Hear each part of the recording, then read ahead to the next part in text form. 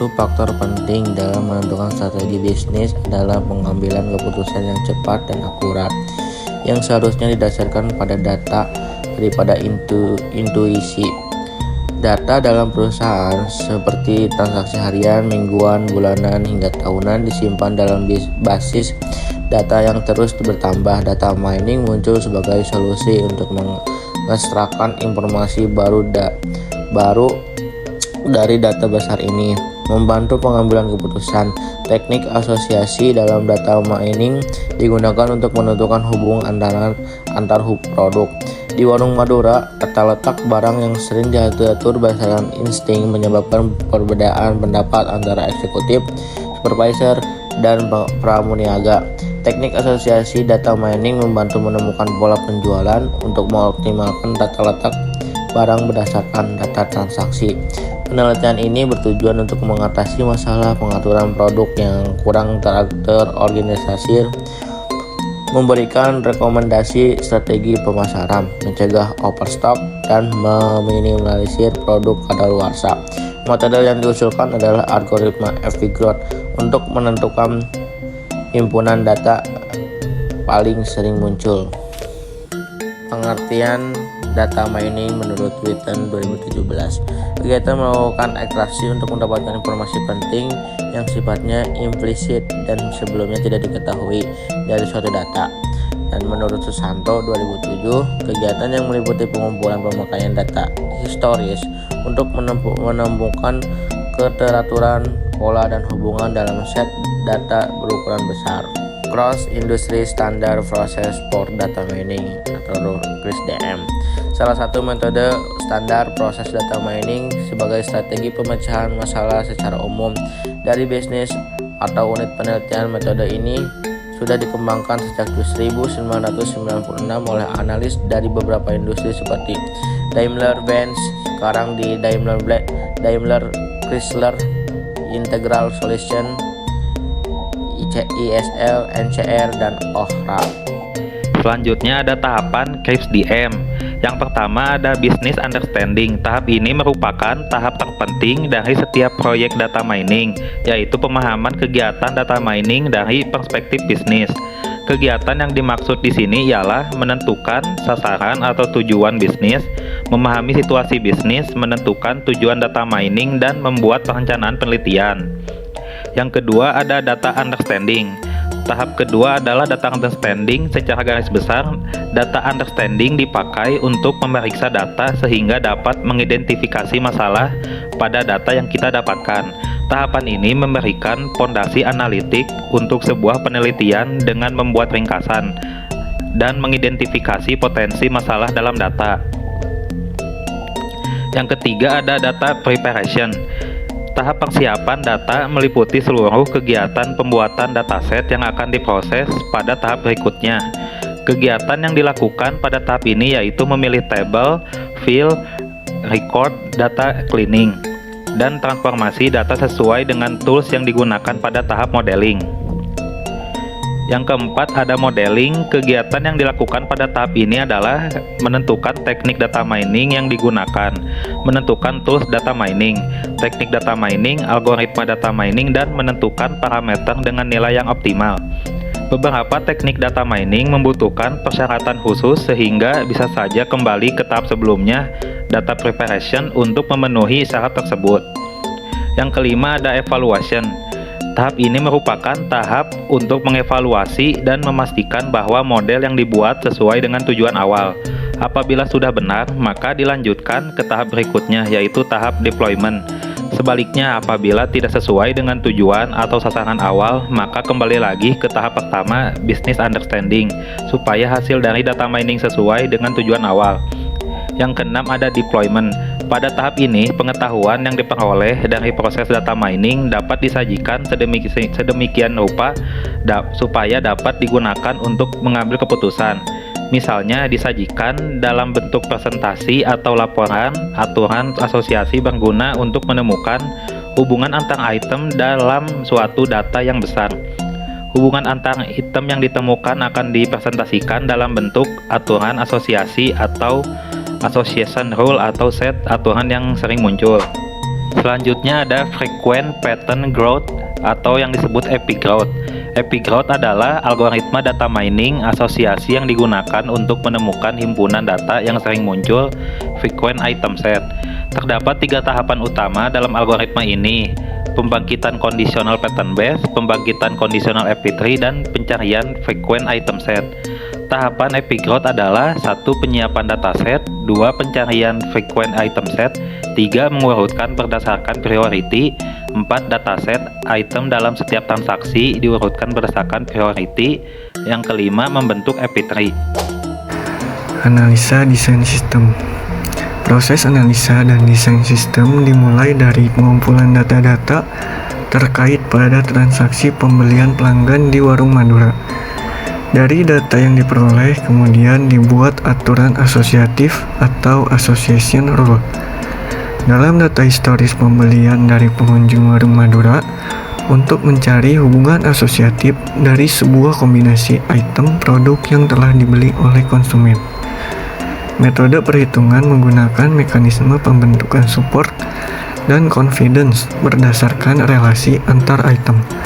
Suatu aturan asosiasi dinilai menarik apabila nilai support lebih besar dari minimum support, serta nilai confidence yang lebih besar dari minimum confidence. Baik untuk tahapan yang pertama dari analisa desain sistem ini, yaitu tahapan pengumpulan data. Dapat dilihat dari tabel berikut, terdapat 20 transaksi dan item transaksi yang dibeli oleh beberapa toko-toko kepada Warung Madura ini. Yang pertama yaitu terdapat transaksi beras dan daging. Yang kedua, transaksi beras dan minyak goreng dan tepung. Yang ketiga, transaksi beras dan daging. Yang keempat, beras, minyak goreng, dan tepung. Yang kelima, beras, daging, dan minyak goreng. Yang keenam, beras dan daging. Yang ketujuh, beras, daging, dan minyak goreng. Yang ke-8 dan 9 yaitu terdapat beras dan daging. Yang ke-10, 11, dan 12 yaitu transaksi beras, daging, dan minyak goreng. Yang ke-13, 14, 15 yaitu beras. Yang ke-16, beras dan minyak goreng. Yang ke-17, beras dan daging. Yang ke-18, daging, minyak goreng, dan tepung. Yang ke-19, beras, daging, dan minyak goreng. Yang ke-20, beras dan minyak goreng. Berdasarkan data transaksi yang telah dikumpulkan, kemudian dibentuk matriks data transaksi. Pada tahap ini, data transaksi pembelian pelanggan akan disesuaikan dalam format matriks untuk mendapatkan pola item yang terbentuk dan digunakan untuk mengetahui berapa kali item produk dibeli oleh pelanggan pada setiap transaksinya. Berikut data yang dipaparkan pada tabel. Dapat dilihat dari item yang pertama yaitu beras dengan kode A, jumlah transaksinya yaitu 19. Item yang kedua dengan daging dengan kode B, jumlah transaksinya yaitu 13. Item yang ketiga tepung dengan kode C, jumlah transaksinya yaitu 3. Item yang terakhir yaitu minyak goreng dengan kode D, jumlah transaksinya 10. Setelah membuat matriks transaksi pembelian, selanjutnya masuk ke dalam tahapan membuat FP3.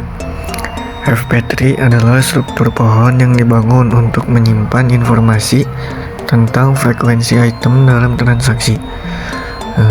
Berikut adalah langkah-langkah untuk membangun FP3 ini. Yang pertama, hitung frekuensi item.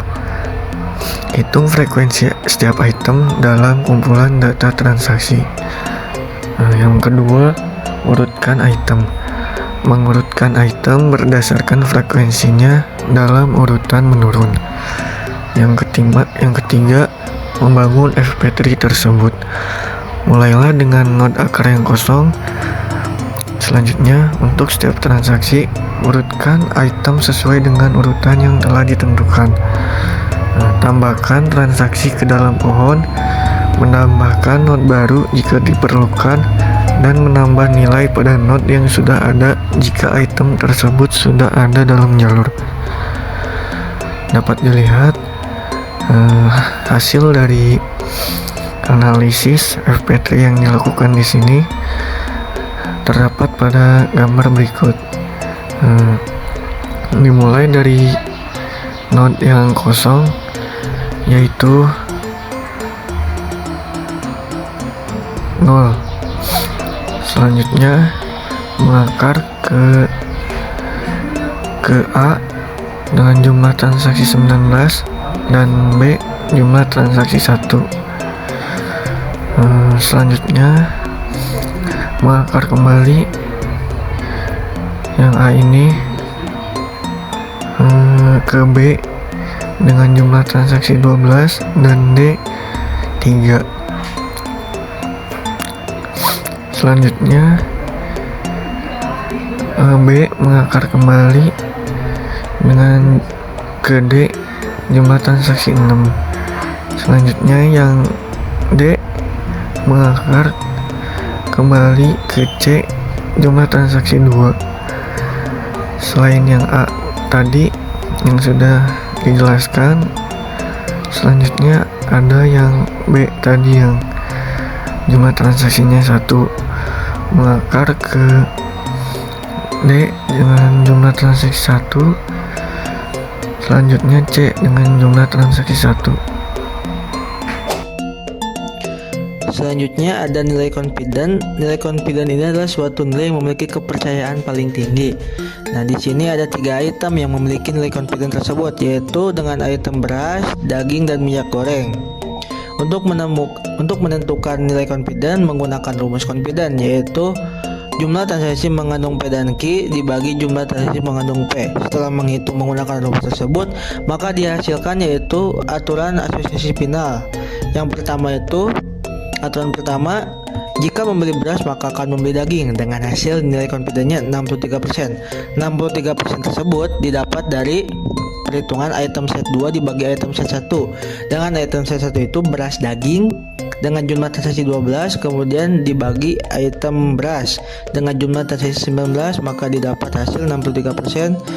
Kemudian aturan kedua, jika membeli daging maka akan membeli beras dengan nilai confidence 92%. Kemudian jika membeli beras maka akan membeli minyak goreng dengan nilai confidence 47%. Kemudian jika membeli minyak goreng maka akan membeli beras dengan nilai confidence 90%. Jika membeli daging maka akan membeli minyak dengan nilai confidence-nya 54%. Dan aturan nomor 6 yaitu jika membeli minyak goreng maka akan membeli daging nilai confidence 70%. Di sini minimal confident itu adalah 60%, maka didapat nilai confident itu ada 3. Yang pertama, aturannya jika membeli beras maka akan membeli daging sebanyak 63%. Aturan 2, jika membeli daging maka akan membeli beras sebanyak 92%. Kemudian jika membeli minyak goreng maka akan membeli beras sebanyak 90%, dan jika membeli minyak goreng maka akan membeli daging. Itulah beberapa aturan yang memiliki nilai confident paling tinggi atau melebihi minimal confidentnya. Kemudian kita buka aplikasi Rapid Miner, kemudian pilih new process. Di sini kita akan memasukkan data, yaitu menggunakan data transaksi.